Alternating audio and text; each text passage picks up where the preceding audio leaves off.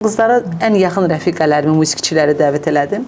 Dedim, bəs belə bir şey yaratmaq istəyirəm, orkestr yaratmaq istəyirəm. Gəlin birləşək, belə bir ideyam var.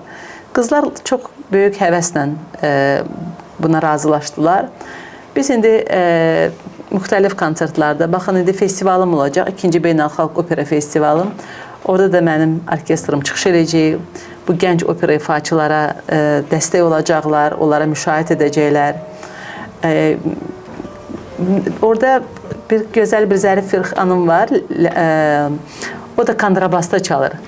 Azərbaycanda yeganə bir xanımdır ki, o kontrabasda çalır. Həm də incə bir mənim xanım. orkestrımda, bəli. O ayrı yerlərdə işləyir. Mənə çox fəxridir ki, kontrabasda o Zərif xanım kontrabasda çox böyük bir alətdir. Bəli. Hər dəfə biz onu harasa orkestrin konsert olanda mütləq biz maşın tutacaq onu, çünki ona görə ki, alət çox böyükdür. Təbii ki.